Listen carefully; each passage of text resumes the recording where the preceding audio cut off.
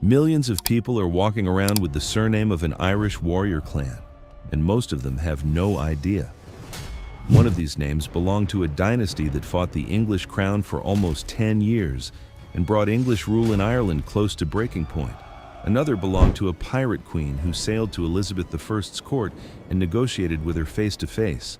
A third was carried by professional warriors so formidable in battle that Irish kings brought them across the sea to fight at their side. These weren't merely families. They were clans that controlled mountain passes, guarded harbors from stone castles, and commanded armies, some for centuries, long before Ireland was governed as one country rather than divided among competing kingdoms and lordships. Their castles are ruins now, their kingdoms are gone, but their names never disappeared. They spread across Ireland, then Britain, America, Canada, Australia, and far beyond. Today, millions of people carry them without knowing the history attached to them. So watch closely, because your surname might be one of them. And if you spot it, drop it in the comments and tell us where your family lives today, because that name may be one surviving trace of the warrior clan your family came from. O'Neill. In the north of Ireland, the surname O'Neill points back to Seneil Neogain, a royal warrior dynasty that didn't just rule a territory.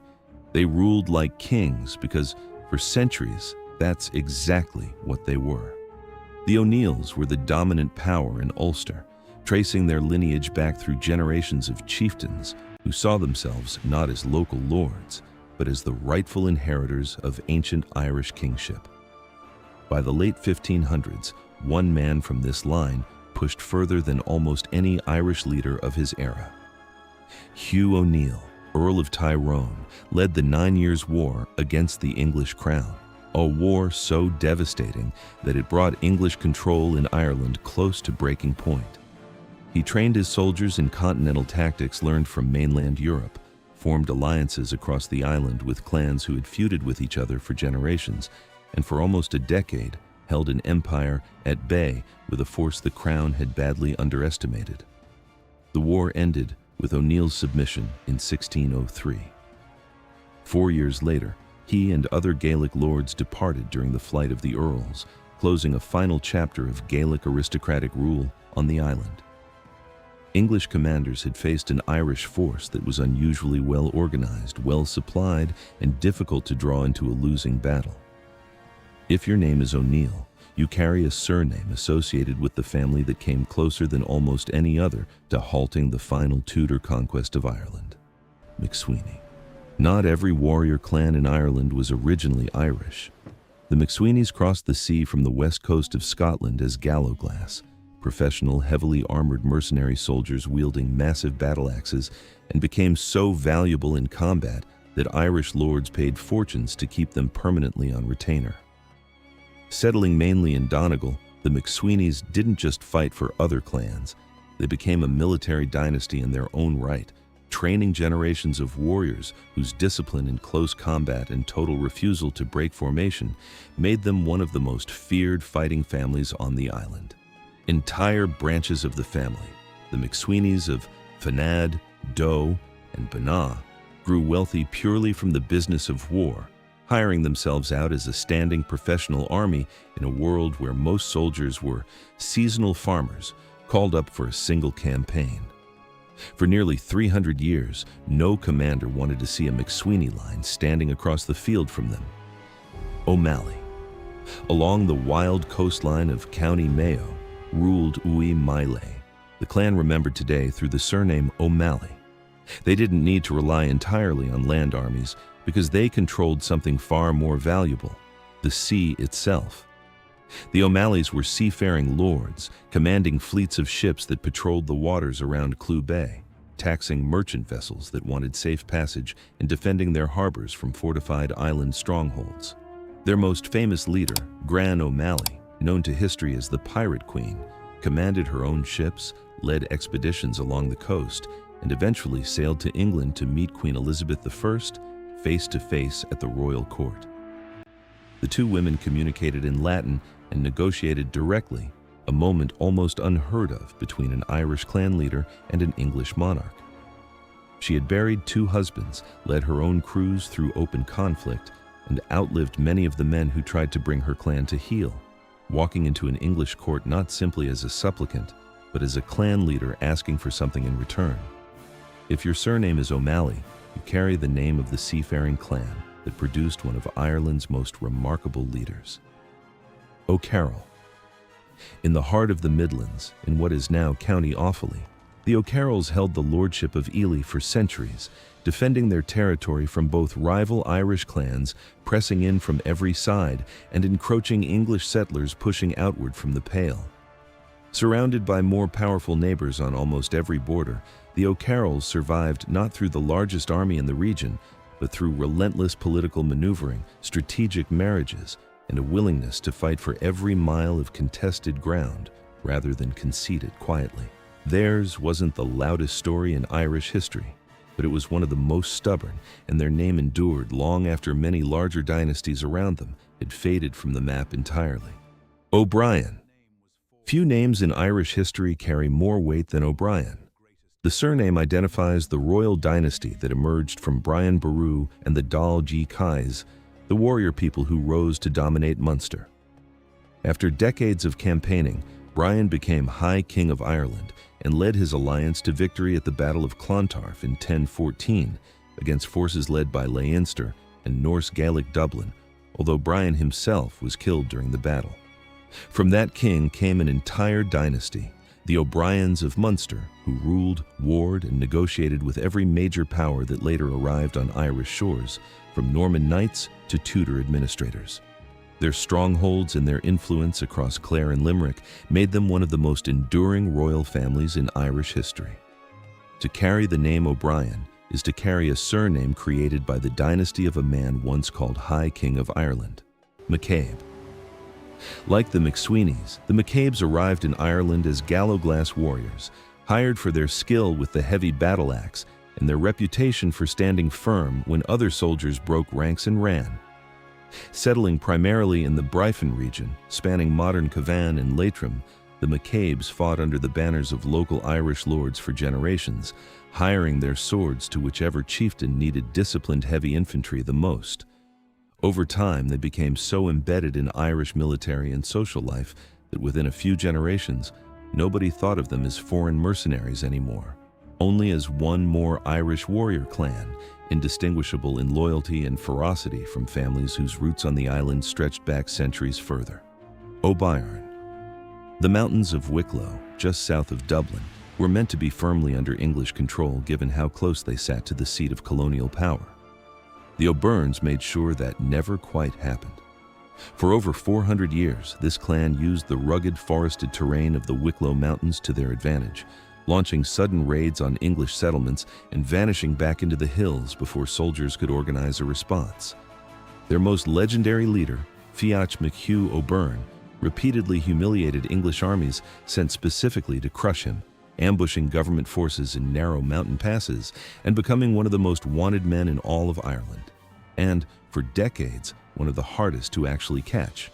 When he was finally betrayed and killed, the English were so relieved that his head was sent to Dublin as proof, a grim measure of just how much fear one clan leader had managed to instill in an entire colonial administration. O'Flaherty. On the western edge of Ireland, in the rocky, windswept landscape of Connaught, the surname O'Flaherty points to Muintir Merchada, the dynasty that ruled west of Lough Corrib. The O'Flahertys built such a fierce reputation that Galway tradition preserved the warning from the ferocious O'Flahertys, "O Lord, deliver us." Whether or not the phrase was literally carved over a city gate as later stories claimed, it shows how strongly Galway remembered the threat this clan posed, ruling from stone strongholds along the coast and controlling access to Lough Corrib and the surrounding waterways. The O'Flahertys influenced trade, land rights, and loyalty across their territory for generations. O'Sullivan. On the remote Beara Peninsula in the far southwest of Ireland, the O'Sullivans held territory that few armies wanted to fight for, until, after 1601, they had no choice. Following the catastrophic defeat of Irish and Spanish forces at the Battle of Kinsale, one branch of this clan, led by Donald O'Sullivan Bear, refused to surrender their lands or their people. Instead, they undertook one of the most brutal marches in Irish history, over 1,000 men, women, and children walking nearly 300 miles through hostile, snow-covered territory in the dead of winter, fighting off pursuing English forces the entire way, with only a small fraction surviving to reach safety in Ulster. Along the way, they crossed rivers under fire, fought off ambushes from rival clans looking to profit from their misfortune, and buried far more of their own people than they were ever able to save. It remains one of the most harrowing stories of endurance and loyalty in Irish memory, and the O'Sullivan name still carries that legacy of refusal to bow, no matter the cost. Before we go further, if you've spotted your surname already, drop it in the comments right now and tell us where your family lives today. We're reading every single one, and we genuinely want to know how far these old Irish names have traveled across the world. Now, let's keep going, because some of the most dramatic stories on this list are still ahead of us. MacNamara. Serving as hereditary marshal to the powerful O'Brien dynasty in County Clare, the MacNamaras weren't just soldiers, they were enforcers, tasked with maintaining order, collecting tribute, and defending territory on behalf of one of Munster's most dominant ruling families. Based near the O'Brien stronghold of Bunratty Castle, the MacNamaras built their own extensive network of tower houses and fortifications across Clare, some of which still stand today, as evidence of just how much real authority and independent power this supposedly subordinate clan actually held. O'Rourke. In the Lakeland territory of Breffni, spanning Leitrim and parts of Cavan, the O'Rourkes emerged from Uí Brew in Breffni and ruled as one of Ireland's most politically consequential dynasties. Their most famous medieval chapter came through Tiernan O'Rourke, whose conflict with Diarmait MacMurrough involved O'Rourke's wife, Derb Forgail. Later accounts disagreed over whether she was abducted or left willingly, but the feud became part of the chain of events that ended with Diarmait's exile and his appeal for Anglo-Norman military support. It was not the invasion's only cause, but the rivalry placed the O'Rourkes at a crucial hinge point in the island's history. MacDonnell. Straddling the narrow sea between Scotland and Ireland, the MacDonnells were lords of both coastlines at once, commanding gallowglass fighters and controlling territory in County Antrim from clifftop fortresses like Dunluce Castle, perched directly above the crashing water below. Their leader, Sorley Boy MacDonnell, became one of the fiercest and most persistent opponents of English expansion in Ulster, surviving massacres against his own people, political betrayals from rival clans, and repeated attempts by the crown to strip his family of power, and still holding on to his lands and his title regardless, right up until the end of his life. O'Toole. Alongside the O'Byrnes, the O'Tooles ruled the mountainous frontier of Wicklow, close enough to Dublin to remain a constant and unavoidable thorn in the side of English administrators trying to govern the region peacefully. Using the same difficult forested terrain that protected their neighbors, the O'Tooles resisted absorption into English law and custom for centuries, launching raids and retreating into ground that outside forces simply couldn't navigate, remaining one of the last genuinely independent Gaelic powers so close to the very seat of colonial government in Ireland. Maguire. In Fermanagh, surrounded by an intricate maze of lakes and waterways, the Maguires ruled from island fortresses that were nearly impossible to besiege using conventional siege tactics. Commanding both land forces and fleets of small boats to move troops and supplies across their watery territory, the Maguires became key players in Ulster politics, controlling the crucial lake fortress that would later become the town of Enniskillen. They allied closely with the O'Neills and O'Donnells during the 9 Years' War, joining one final unified stand of northern clans against the full weight of the English crown, contributing troops and naval support that helped sustain the rebellion for years longer than the crown ever expected. O'Reilly. The O'Reillys governed East Briefny, in what is now County Cavan, holding their territory through a careful mix of military strength and shrewd political alliances forged with neighboring clans whenever war alone wasn't enough. As English influence steadily spread outward across Ireland, the O'Reillys were among the families forced to constantly recalibrate their strategy, fighting when it was necessary, negotiating when it served them better, and doing whatever it took to keep their ancestral lands in family hands for as long as humanly possible against overwhelming odds.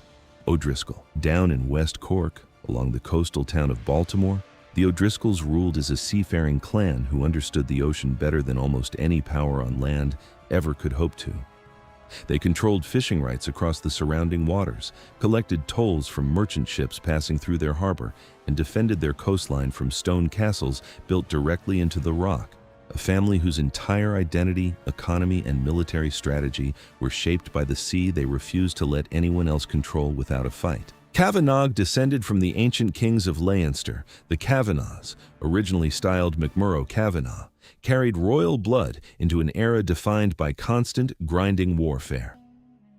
Art MacMurrough Kavanagh became one of the most effective Irish leaders against English rule in the late 1300s, defeating royal armies sent directly by King Richard II of England on 2 separate occasions and forcing the crown to negotiate with him personally rather than simply crush him underfoot.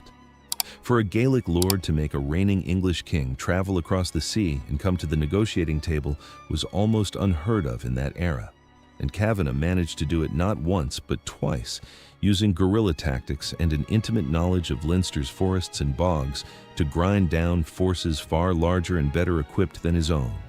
O'Connor. Few names carry the weight of former sovereignty quite like O'Connor. The leading Connacht dynasty behind the name belonged to Saol Muiredae and produced kings of Connacht as well as high kings of Ireland. Their most famous ruler, Ruaidhrí Ua Conchobar, Rory O'Connor, held the high kingship when Anglo-Norman forces first landed on Irish shores in the 12th century, placing this family directly at the hinge point between Gaelic Ireland and everything that came afterward. Rory spent years attempting to hold together a fragile coalition of Irish kingdoms against a growing foreign presence, and though the tide eventually turned against him, his name remains tied to that final moment before everything changed.